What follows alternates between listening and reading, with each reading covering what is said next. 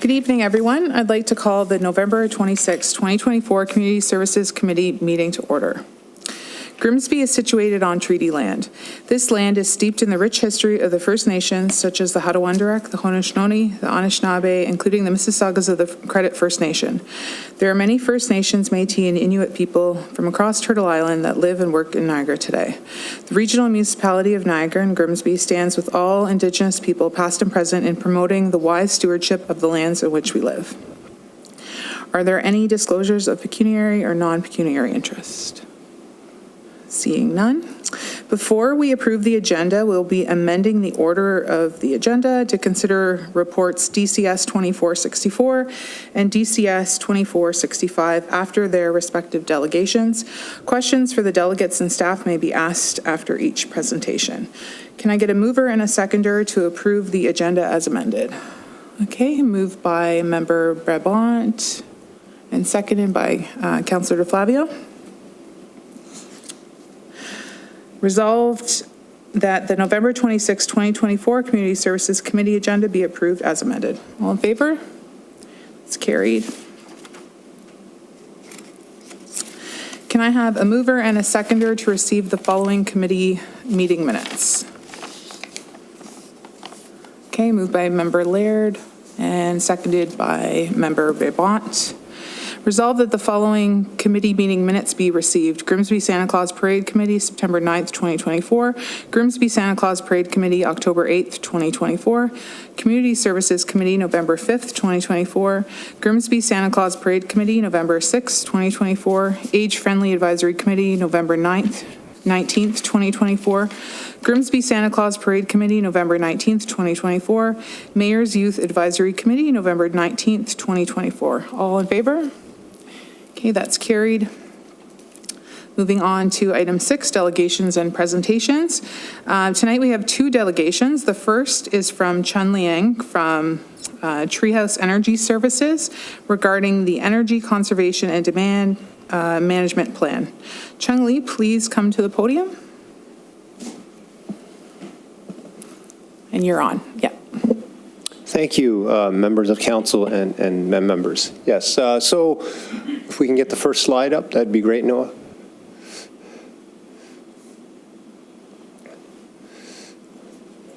Yes, so just a very brief kind of overview of the Energy Conservation and Demand Management Plan that's required by regulation, Ontario Regulation 507/18. So next slide. So just to sort of reiterate, this plan is one piece of a larger puzzle, and we'll need to do a bit more sewing collectively to kind of build that quilt of our emissions and energy picture. Just a bit about my consultancy. If we can go to the next slide. So the consultancy Treehouse, we advise on climate care through decarbonization, primarily in the buildings sector, and we try to practice net zero emissions. I also work part-time for the Federation of Canadian Municipalities. I serve on their peer review committee for funding applications. So, so that's just a bit about what I do. If we can go to the next slide. And those are my 4 major pieces in terms of my services. So yeah, so if we can get into the Grimsby Conservation and Demand Management Plan. So yeah, as mentioned before, and there has been an update to the regulation, and so now it's now old regulation 2523 for anyone who's sort of counting. There are 13 facilities that are required to report, and the facilities that are required to report under the regulation are defined under e-laws, Ontario e-laws. And so for Grimsby, and just in terms of the changes to the regulation, you might be wondering, the major one is just the online platform. It's a web-based platform. It's based in the U.S., but they've sort of modified a bit to have a Canadian version. It's called Energy Star Portfolio Manager, and that's where the energy data is all housed. So that was the major change to the regulation. Next slide, please, Noah. So in terms of the background to the history of the institutional history of what's been done before, the town of Grimsby has a number of initiatives under kind of its asset management plan, and things, easy sort of quick wins like lighting have been done, and then heating and cooling upgrades that, you know, as assets, you know, get to end of life, they're replaced and upgraded to, you know, standard energy efficiency technology. So next slide. So what the regulation requires is reporting of your data. So this would include any fossil fuel data like natural gas or propane or anything like that, fuel oil, and also the electricity as well. So we have a number of other requirements that also include reporting of renewable energy production, energy production from renewables, and also we have reporting of the measures, so energy efficiency and conservation measures, and some of which you saw in the previous slide that have already been done. And the term of the plan is 5 years. So the idea is to, you know, look at what you've done, build upon that for the next 5 years, and look at your energy data and see, you know, what's possible in terms of percent reduction. What are the opportunities? Okay, so next slide, please. So as I mentioned before, your energy data is stored on a web-based platform called Portfolio Manager. Some of you might recognize the Energy Star symbol, perhaps on your fridges or on your appliances. Energy Star is, Portfolio Manager is under Energy Star. And with Energy Star has a number of features where you can benchmark and compare how your facilities are doing against, you know, the database within Portfolio Manager. So in terms of the baseline year is 2023 that we're working with, and the plans are based on the baseline year of 2023. And so from this year, you know, it's just to give you kind of an idea of something to compare it to. Your municipally owned and operated buildings have the equivalent consumption of 214 homes, and they emit the equivalent greenhouse gases to 162 homes. So just to kind of give you an idea of what that looks like. And regarding the split in terms of your energy fuel uses, you have approximately in that pie graph there a 50-50 split. It's, you know, it's a bit more on the natural gas, and that's comparable to other municipalities that I've worked with in terms of the natural gas electricity split. Okay. Next slide, please. So what I've, you know, working with municipal staff and looking at their asset management plans, some of the recommendations that I've assembled are, you know, upgrading your ice rink controls. So there are smart controllers that can help you reduce your ice rink, your refrigeration energy up to 30%. Because most of your heating equipment on your roofs, the heating and cooling, we call them rooftops, many of them are fairly new or have been recently replaced. So, and you may have heard about heat pumps in the news. So so the idea is not to replace, you know, relatively new equipment with heat pumps, but to you know, to investigate where we can improve the efficiency through retrofits of these units through advanced controls. So, you know, occupancy sensing, you know, using only as much outside air as you need because it costs money to condition that outside air. So those are the things that are advanced controls. And lastly, the recommendation to, when we do try to switch away from electricity to reduce our emissions and, to reduce our electricity use is to recommend the installation of a solar rooftop, perhaps a study for that. Just looking at some of the feasibility, the structural requirements and things like that. Next slide. So based on your baseline energy of 2023 and what's possible with some of the recommendations, I came up with sort of this 2% number, and it's important to note that it's a number it's a target that's up for discussion. It's certainly something that is likely going to change, but that is sort of my recommendation in terms of what's feasible for the next 5 years of the plan. Are there any questions? So thank you very much for your delegation. Can I have a mover and a seconder to get the Energy Conservation and Demand Management Plan report on the floor for discussion? Okay, moved by by Councillor DeFlavia, seconded by Councillor Howe. Okay, and are there any questions? Councillor Howe. Thank you, through you, Chair.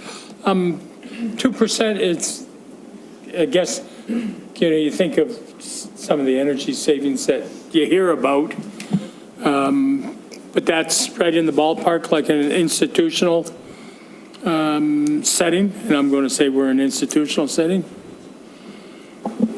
Yes, so that's based on retrofitting your ice rinks and looking at some more efficient controls for your heating and cooling equipment.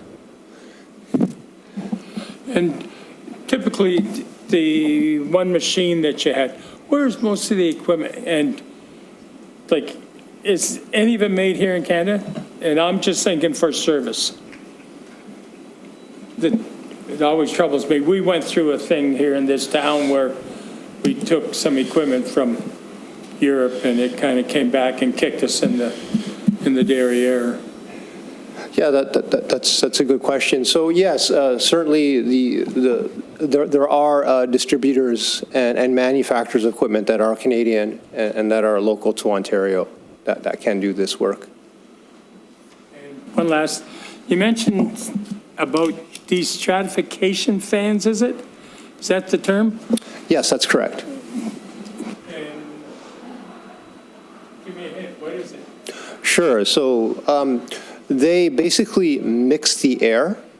So what happens usually, with a facility that has high bay roofs, the thermostat is at ground level, and it only really senses the local temperature at ground level.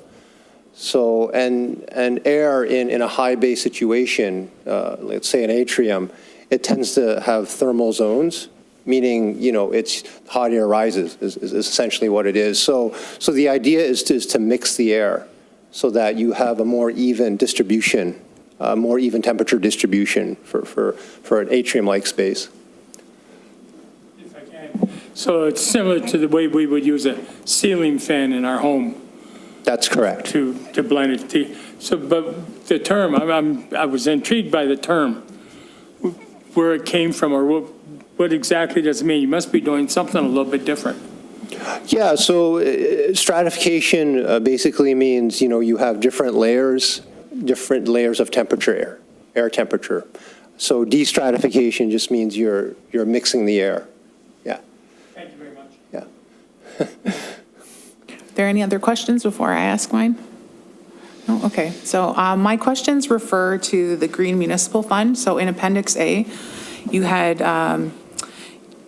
mentioned that there are funding options through the GMF fund, and it's overseen by the Federation of Canadian Municipalities. If you can just kind of give us an idea of how much they typically give out, what any advice that you would have, because I'm thinking if this is something that we could potentially apply for at the Peach King Center, and if you could provide that advice, that'd be great. Sure. Yeah, so the stream that I work part-time for FCM. The stream that I work in a number of streams actually, but the one that would apply to say the Peach King Center is the community buildings retrofit. And so that stream specifically targets, community buildings like arenas or community centers. So there are two funding substreams, I would call them, under the CBR stream. One is for studies, and the other one is for capital projects. The studies can fund up to a maximum cap of 200,000. I believe it's 80%. I need to check some of those percentages, but it's around that. And then the capital projects, that is sort of a hybrid funding model in the sense that there is a loan portion and there is a grant portion. So it's split between that, and I believe the grant portion I believe is 20%. And then the rest is through a loan. So. That's great information. Yeah. Thank you. So as a side note, I would love to see a delegation for that at FCM. Sure. But another thing too, just from your expertise, I know we're sometimes, if you could just turn your mic off for a second. We've had some issues with the neighbors for the venting and stuff at the Peach King Center. And I'm just wondering if any of these new, retrogrades, like retrofits, whether they would cause any issues with the neighbors, because we're trying to be, as mindful of that as possible. I know our manager of Parks and Rec has had some complaints, so we want to make sure that that's the case. So are there any recommendations there as well? Yeah, so in terms of disruption and one of the, recommendations is for solar. And, honestly, apart from, the delivery of the panels and the craning and the lifting up to the roof, there really isn't too much disruption. The only thing I can see is if you have to reinforce your roof structure, which could happen, but, it would be good to kind of get a structural engineer look at that. But yeah, apart from that, there is, not much disruption. Solar is fairly passive, so yeah. Great, thank you. Any other questions? Yes, Sarah?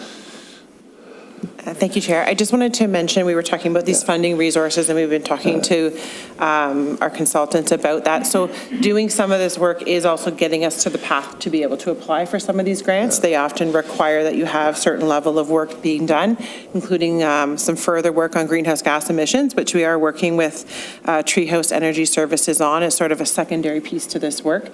So we are trying to get to that point where we will meet the criteria to be able to go after some of those green municipal funds and different things as well. So just wanted to share that with the committee.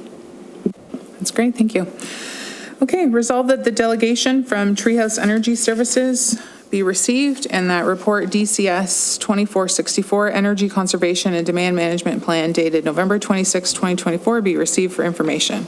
All in favor? Okay, that's carried. Thank you very much. I appreciate you coming. Thank you. Thank you, everyone.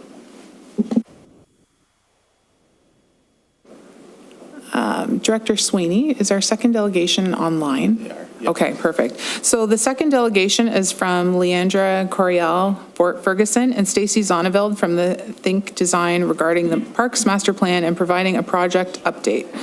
Leandra and Stacy, yep, the floor is yours. Thanks. Great. Can you hear me okay, everybody? Yes, we can. Awesome. Thanks for welcoming us here tonight for an update on the Parks Master Plan project. As you mentioned, my name is Leandra, and I'm an associate and planner at Think Design. And I'm joined by Stacy, who's a project manager and landscape architect. You'll have to excuse me tonight. I am battling a cold, so hope my throat doesn't give out on me. So Think Design is a small firm based in Toronto since 2011. and we specialize in parks, trails, waterfront, recreation, and other public realm master plans, as well as the design and implementation of those projects. Next slide.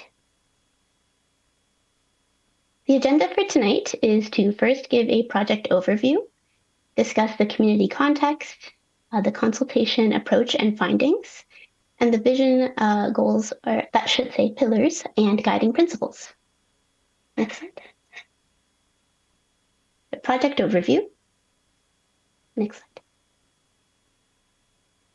Next slide, please. Okay, so the purpose of a Parks Master Plan. It's a guiding document for the next 10 years.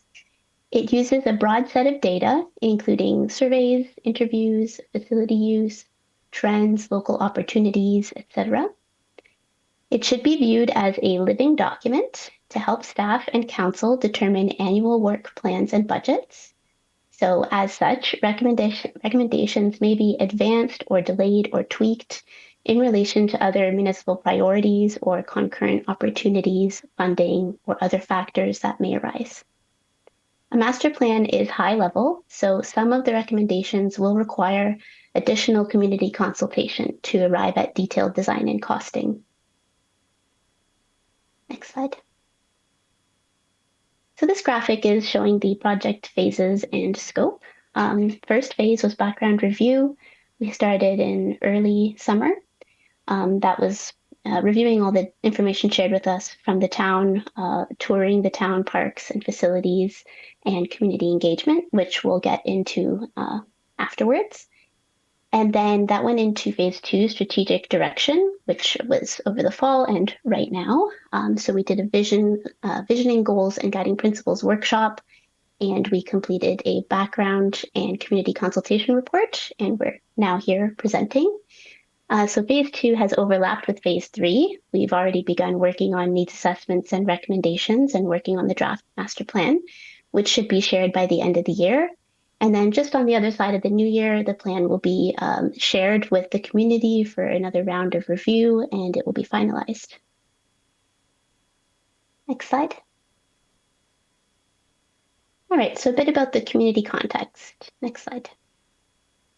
These numbers were provided from the town and region's official plans, basically showing the anticipated population growth, which will be about 2,000 people added in the next 10 years.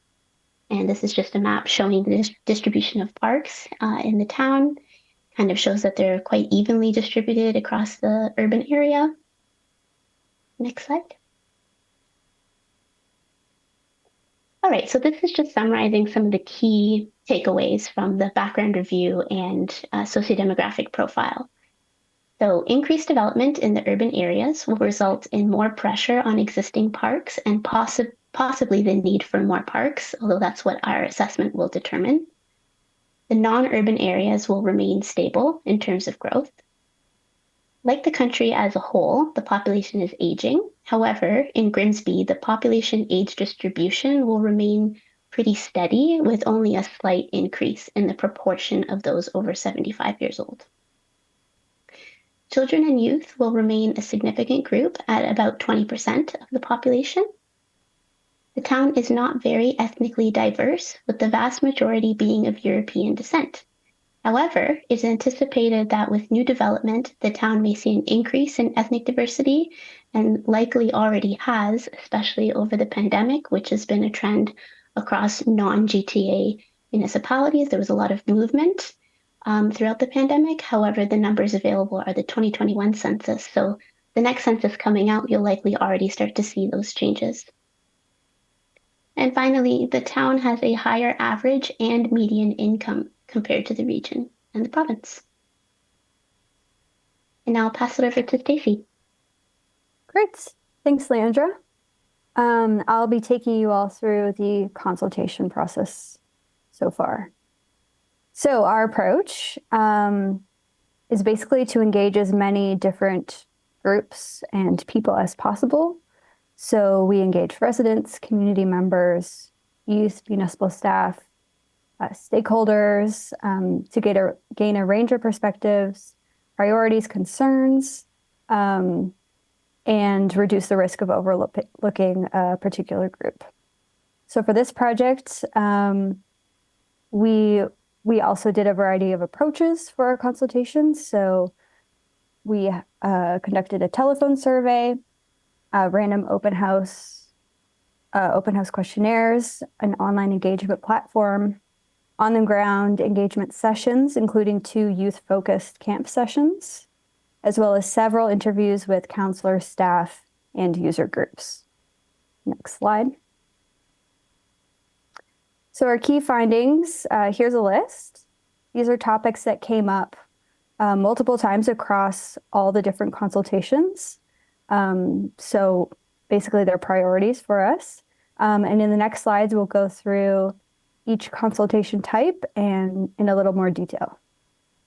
Next slide. So first, council and staff interviews. So counselors and staff highlighted the need for park upgrades, better management and enforcement, more diverse activities, and optimized parkland. They also highlighted leveraging partnerships and waterfront spaces, and also focusing on funding and resource efficiency. Next slide. During the stakeholder interviews with user groups, they emphasize the need for more accessible town-owned facilities, including barrier-free washrooms and courts to serve all demographics. They noted limited amenities hinder participation and professional pathways, often requiring travel to other municipalities. They also seek clearer, more formalized agreements with the town to streamline their operations and facility use. Council committees, feedback, key priorities here, improving tree canopy, managing invasive species, and enhancing green infrastructure to improve sustainability. They also focused on equitable park improvements, especially in areas that have older residents, and better waterfront management.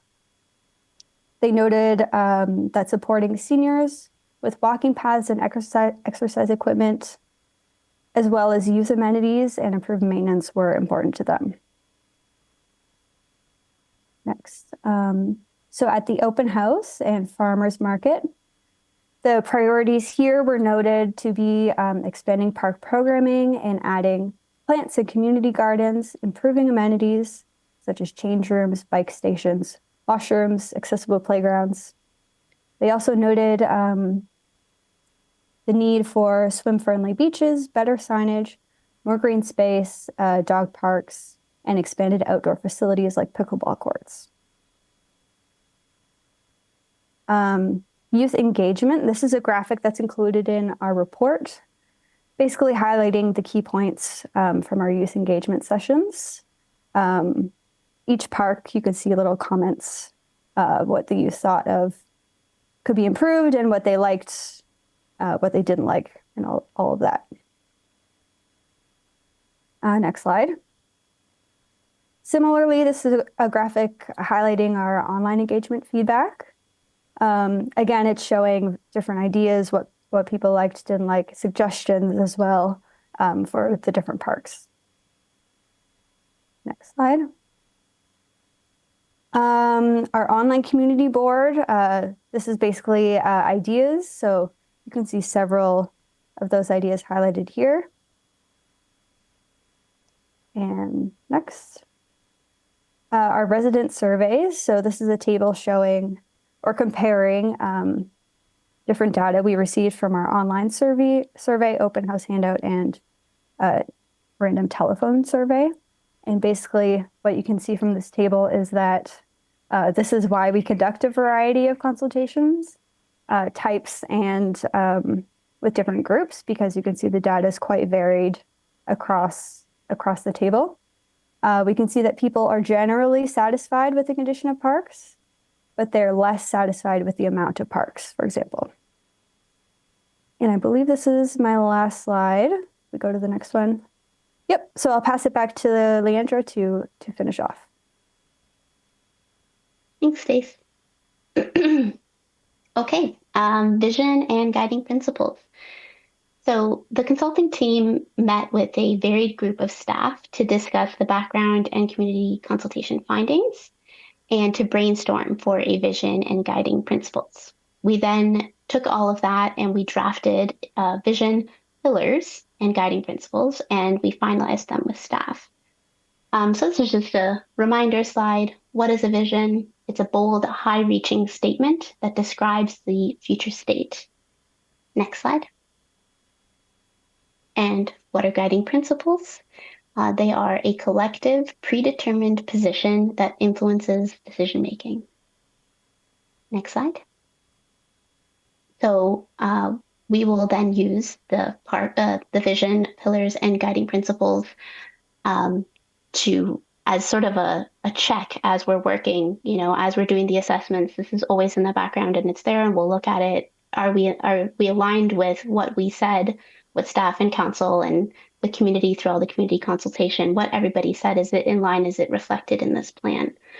And the pillars, really, that came up again through the brainstorming session, where it was really these kind of key words that really resonated with people, and the guiding principles flow from them. So the vision is a community connected through vibrant park spaces, and there's 7 pillars and guiding principles. Sustainable. Sustainability, environmentally, financially, culturally, and socially, is at the core of park development in Grimsby. Natural. We will invest in and protect our natural assets, support local biodiversity and ecosystem conservation, and prioritize climate change resilience. Unique. We will highlight our park's unique cultural, historical, and natural features. Welcoming. Our parks will be safe, inclusive, accessible, equitable, and well communicated. Community focused.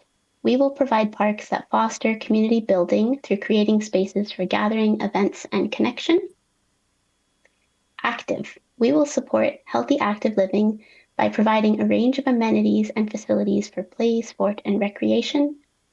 And flexible. We will move towards flexible, multi-use park spaces to accommodate a variety of activities and changing trends. And that concludes our update for now. Thank you very much. Thank you. Thank you for your delegation. Can I get a mover and a seconder to get the Parks Master Plan Progress Report on the floor for discussion? Moved by Councillor DeFlavio, seconded by Councillor Howe. Do we have any questions? Councillor DeFlavio? Thank you, through you, Chair. So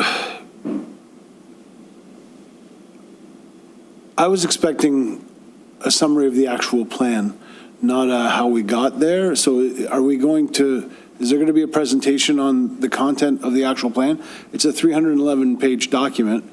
This is more talking about process than what the document says. So is that coming? I mean, because the document, that's what I thought the presentation was going to be about, focus on more, was the actual document than the process. So I don't know, through you, Chair, if somebody can answer that. Director Sweeney, if you can possibly answer that. Sure, through the chair. So definitely when the plan is prepared, yes. So the plan isn't prepared yet. So we're just telling you sort of where we're at in the stage right now, so you can see the process that we've gotten to so far and where we're at, and then you will see the final plan. So this is not the only time. You will see the team here before you. They will be coming to you again with the final plan as well. We just wanted to give you an update to let you know where we're going, and I think share a little bit of just about what we're hearing and what we are working on in terms of some of the key pieces that we're learning. And just, I'm actually going to be asking a few questions and providing some of my feedback as well, but are there any questions right now in addition, Councillor Flavio? Yeah, so if I could, through you, Chair, if we're talking, when we get to the actual plan itself, you mentioned the financial implications briefly in your presentation. I'd like to see, if possible, a kind of a phased look at what the finances are going to look like. So, 1 to 2 years, 3 to 5, 5 and beyond, as far as implementation is concerned. And I know, and I made the same statement last night, municipal budgeting is very difficult to do because costs change.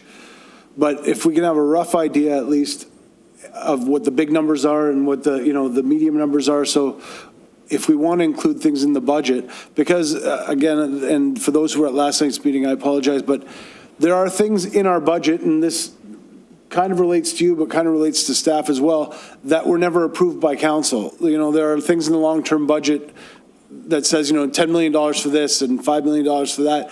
But those were not part of a strategic plan, or perhaps were part of a previous strategic plan. So those are going to need to be updated based on what we get as a result of this information.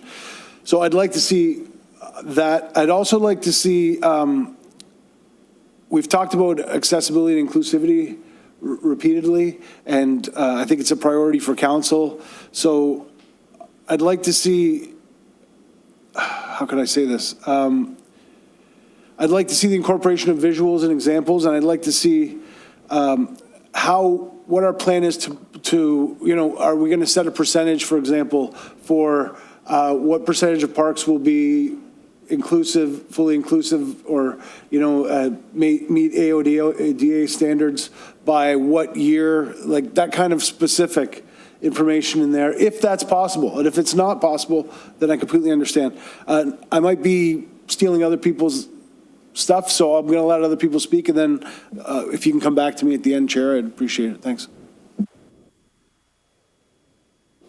Director Sweeney? And just through the chair to the councillor, I think that's the very type of feedback I think we are seeking from this table, is if there's more thoughts or comments, now is a great time for us to hear them as we are working towards the next steps of the plan. So thank you for those comments. Councillor Kristangi? Thank you, through chair. I'm just going to touch a little bit on the accessibility. Further that, I would like to see that as well, because I just want to ensure that we're looking at accessibility through a range of abilities and disabilities. Just for example, at some of the parks in municipalities, they're putting like pictographs and stuff for nonverbal. You have your wheelchair accessible, stuff like that, to have a well-rounded accessibility, just so we're not missing anything. I do really like all of the public consultation, and I like that it's all included in this, because I think it shows that, youth has had a voice, seniors have had a voice, or organizations have had a voice, committees, council. So I really appreciate the breakdown of that. I think that's fantastic.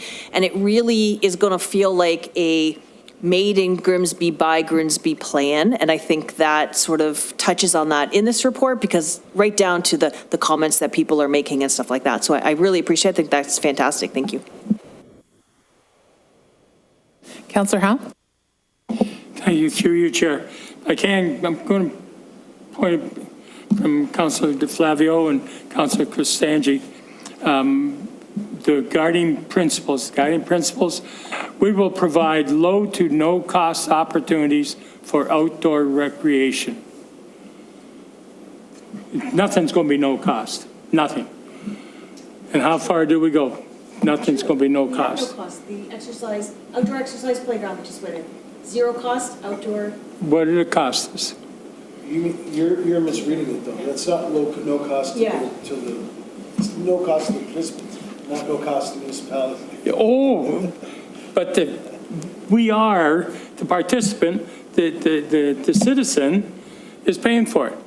We're the taxpayers, it's nobody else. We can call ourselves everything you want, but I mean, it's all money, and everybody wants to spend the money, but they don't want to give up their money, so.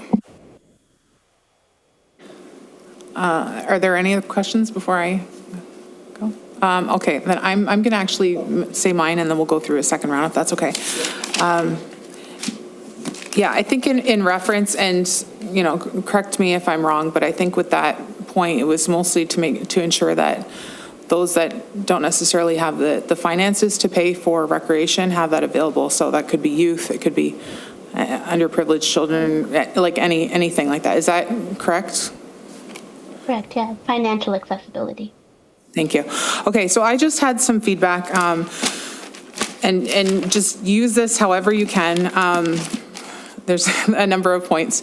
So the first one, I just wanted to ensure that we are using accurate numbers. So I had kind of touched on this in some other reports as well. The projected population in 2031 is 32,800, and we're kind of using like figures that are kind of showing are a more conservative number than we're actually expected to have.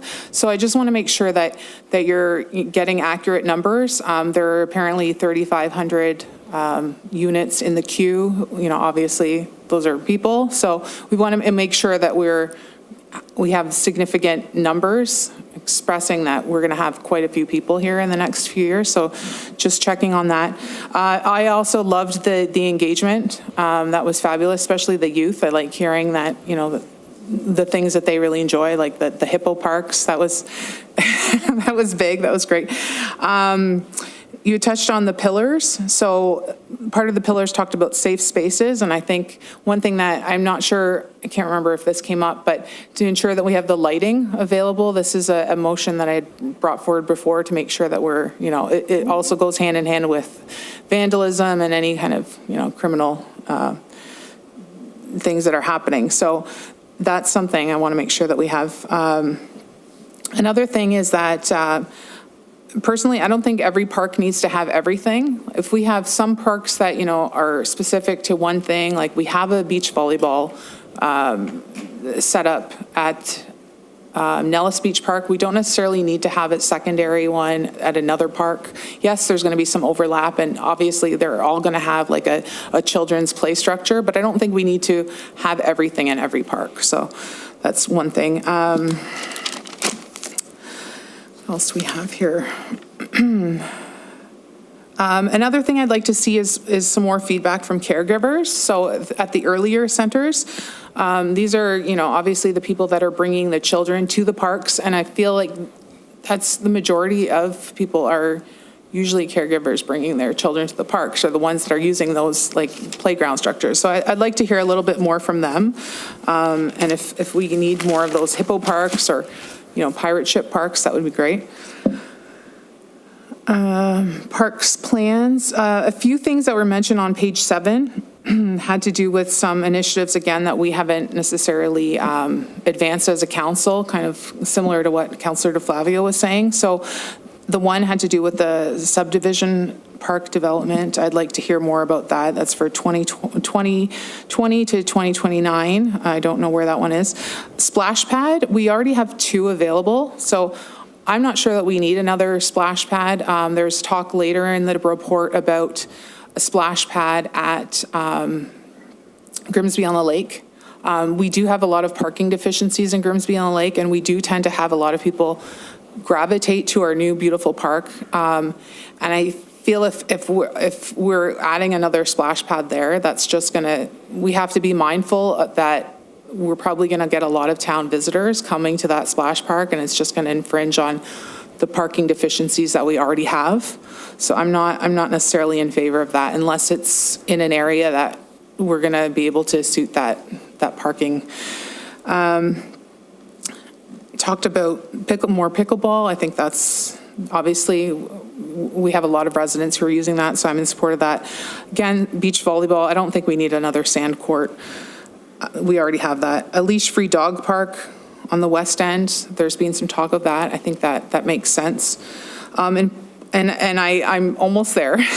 So page 8. This is great. Page 8, we're talking about prioritizing the escarpment stairs at Centennial Park. Love that idea. I've already been a proponent of that. I'd really like to see that forward. If that was something that potentially we delegated on at FCM, I would be all in favor of that as well. I'd also like you to have a look at the rally report. So this is a report that talks about keeping girls in sports. If you can just like kind of look through it briefly, there are ways that, you know, they identify removing some of the barriers. And just to kind of highlight part of it, they've talked about how girls are staying in sport, but they're also, a lot of them are more in individual sports. So when we're talking about parks, you know, being mindful, maybe they're going for a run. So maybe, you know, having those like wood chip track kind of thing and having very safe spaces for them to be there by themselves. That's something that's important. Page 30 talks about a lot of the work is, or maintenance work is complaint-based, which keeps things down, costs down for us. So I'd agree that that's a good maintenance model. I don't think we need to hire more staff for that. Page 33 talks about consider selling underused parkland in order to be able to focus staff time on maintaining high-use parks. I disagree with that. I think when we're already kind of, limited on parkland, I don't want to start selling off our parkland, because once we do that, we're not going to get it back. Page 35, we talk about having a sustainability officer. That's another staff position that I think council would probably want to discuss. Not sure that's something that we would all agree on. Another thing I do agree with was I think also on page 35, all development should be required to build a park or naturalized area without removing the existing canopy coverage. Cash in lieu should not be accepted. I agree with that 100%. Page 33 talks about Olive Street Park, and I'm not going to go through the whole report, so I'm getting there. That's an underused park right now. We have the basketball court, we have the tennis court. Ideally, I don't know, that we do have an area for tennis, and I do feel like we could have tennis players use that a little bit more efficiently. So if that was an area that maybe we revamp that space just for basketball, I think that would help the neighborhood kids for sure. So I'd like to start using that park a little bit more, because it is a little outdated and it's a great park, and there are a lot of kids in that area that would use it and have used it. There was mention of a badminton somewhere from one of the feedback of the residents. I thought that was a great idea. We don't have that, and that's something that I know a lot of kids do like.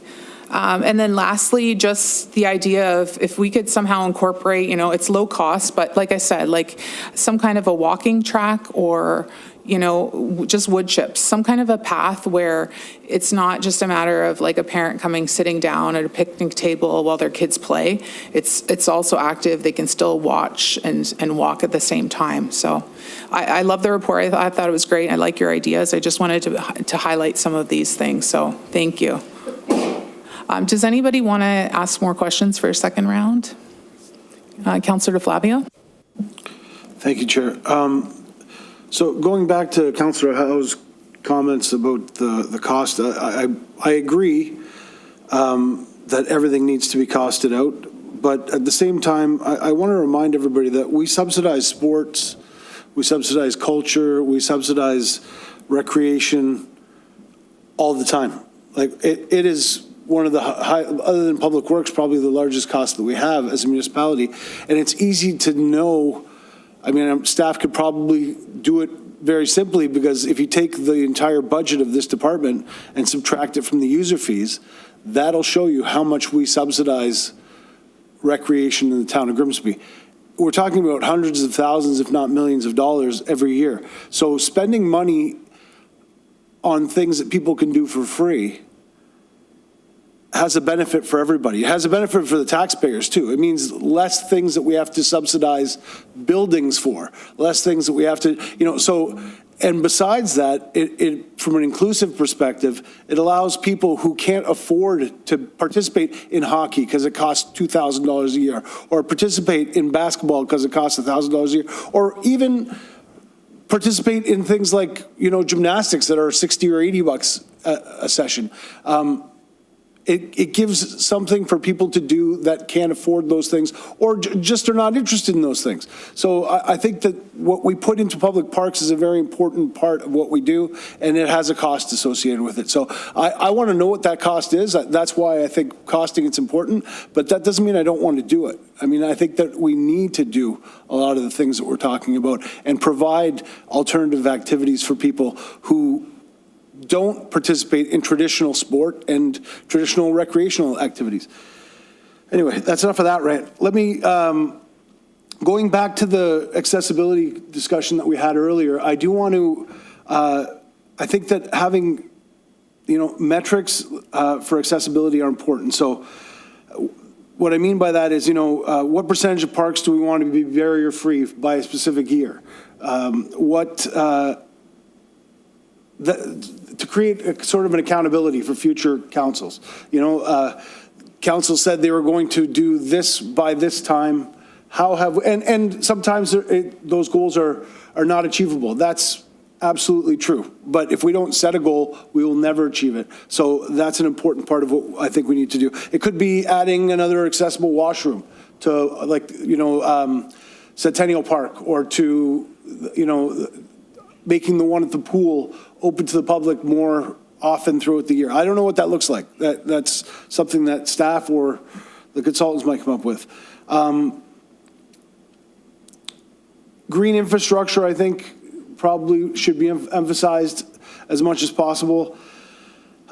Tree canopy is something that comes up repeatedly, and biodiversity is something that comes up repeatedly. So I'd like to see it specifically mentioned and goals set for that as well.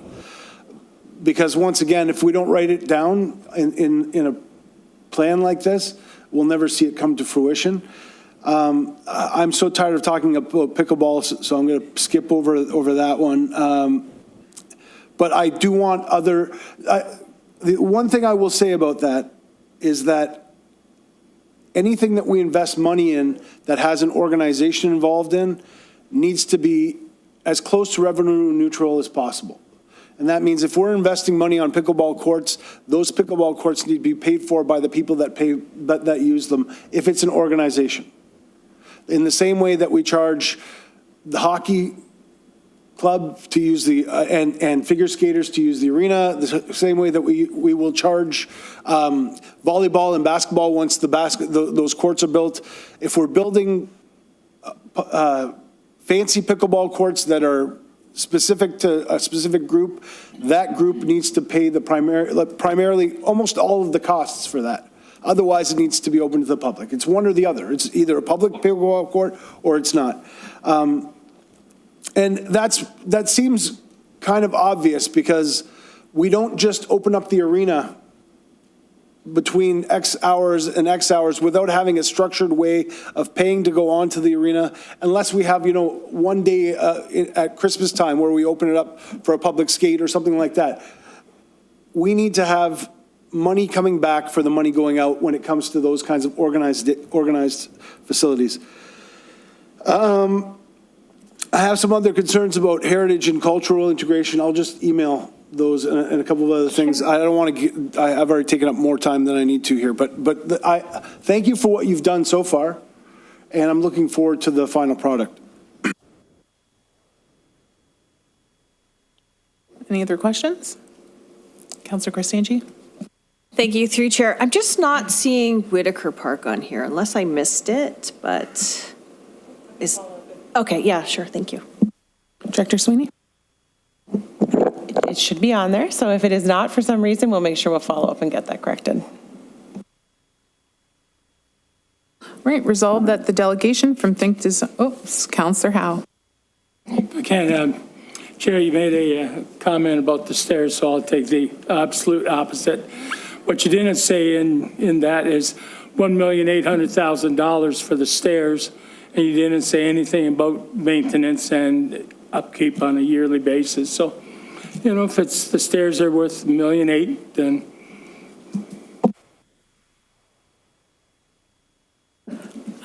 Director Sweeney? Thank you, Chair. I just wanted to address the low cost, no cost, just to make sure there's clear. I don't think the plan is trying to suggest we're going to add sort of a new complement of low cost, no cost. It's simply acknowledging the amount of low cost, no cost that does exist in our parks, right? Every playground, the skate park, the dog park, the trails, all of these things do provide all these things ongoing. So it's just recognizing there's tremendous value in those, and they are currently low cost, no cost. So I just wanted to be clear, I think that's really what they were trying to refer to in that piece. And in terms of the metrics, I think it's a great comment, and I just want to say I called it, Leandra, that the trees would come up and the counting of trees, there you go. And I'm happy to say we actually are looking at some of those very things, but trying to look at a percentage of tree canopy in our parks and different things that we can really start to align to in terms of some metrics and goals to work towards with this plan. So I think we're really excited to bring some of these pieces forward to you coming along, and I think it's been some great feedback. So thanks, everyone. Okay, resolved that the delegation from Think Design be received and that report DCS 2465 Parks Master Plan Progress Report dated November 26, 2024 be received for information. All in favor? Okay, that is carried. Moving on to item 7, museum business. Can I get a mover and a seconder to get the museum sessions report on the floor for discussion? Moved by Councillor Howe, seconded by Member Laird.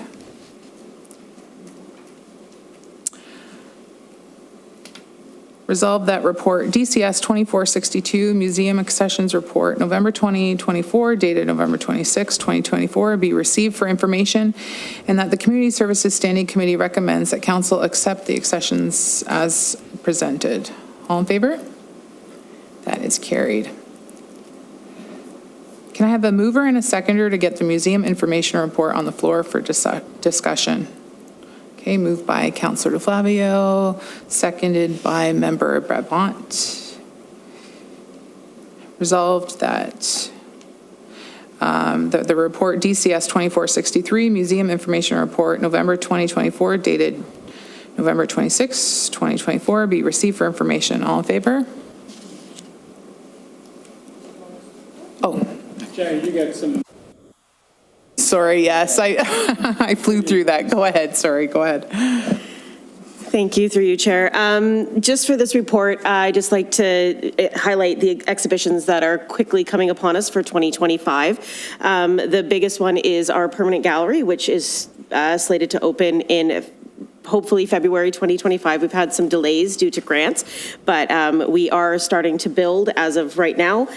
So it should open in the new year. This is Grimsby Museum's first ever permanent exhibition. The exhibition explores Grimsby's history through a journey from ancestral lands and people to modern times with a hologram innovation, interactive artificial intelligence. The Grimsby Museum is very excited to bring this history into the community through a new lens. Opening reception details will come once it's about to open. Two other exhibits that we are running in 2025 are Handle with Care, which is glass and ceramics from the Grimsby Museum collection. It's an in-house exhibit, so it means that it's everything that is featured in there is from the museum's collection. It'll include the history of ceramics, the history of glass, and various businesses throughout Grimsby's history, including names you'll understand and you'll recognize: Bright's Distillery, Doc Finch, Palmer Store, and many, many more. So please keep an eye open for that. And the other exhibit we are putting out is Lake Lawn. The museum has been very, very busy transcribing all the Lake Lawn letters. For those of you who don't know, Lake Lawn is named for the grassy stretch between the house and the lake. It was built in 1846 by John Adolphus Nellis, son of William Nellis. John's brother, Peter Ball Nellis, shared this property and built his home called the Stone Shanty. It is no longer there. It was raised when the Queen Elizabeth Way was built. The museum has over 200 letters and many artifacts, and this exhibition will highlight the rich history of the house and the family, and it will also go along with our Past Perfect Online. So when the exhibit opens, we will also open an online exhibit as well. Okay, and, sorry, are you finished? I was just Fantasy gonna of Trees starts tomorrow, so if you would like to come and join us, we are, no, not tomorrow, it starts on Thursday. Today is Tuesday, it starts on Thursday, I'm sorry. We are open from 5 to 8, and Rotary is hosting a reception, an opening reception. There will be snacks and drinks, non-alcoholic drinks, and lots of great events, so come on and support Rotary. Come see some beautiful trees. There are some amazing ones this year. If you have kids, there is an entire Squishmallow tree. For those of you who knows what that is, please come out. And you don't? A Squishmallow tree? Well, you should ask some of your students. I'm sure they know. They will know exactly what they are. Are there any questions? Councillor Howe? You can hear me. The attendance last year for the Fantasy of Trees was a pretty good number, wasn't it? Through you, Chair, I believe it was about 2,600 people came through Fantasy last year. I don't have the exact number in front of me, but it's been growing steadily. There was a big dip when we had when COVID was on, but it's been steadily growing since 2021. Okay, resolve that report DCS 2463, Museum Information Report, November 2024, dated November 26, 2024, be received for information. All in favor? That is carried. So we have no consent reports or discussion reports or correspondence. So other business. Is there any other business pertaining to the committee? Okay, I have a few announcements. We have the Town of Grimsby tree lighting at 6 p.m. this Thursday. There are some slight refreshments here afterwards, so if you are interested in joining us, that is again this Thursday. And then we have the Santa Claus Parade in Grimsby on Saturday, December 7th, and all the information can be found on the Town of Grimsby website. So if you're looking for more information, go to grimsby.ca. Councillor Cristangi. Thank you. Just to touch on that, this year, again, there will be an accessibility viewing section at the parade. Details are on the town website as well, but it'll be, you can park at Trinity Church, and it'll just be on Main Street West there. So anybody who needs extra accessibility, that is provided this year. And also, our firefighters are going to be collecting any donations, so food or any other types of donations at the parade as well. So if you'd like to donate, that's the time to drop them off. So our next meeting is scheduled for Thursday, December 12th at 6:30. So thank you, everyone. The meeting is adjourned.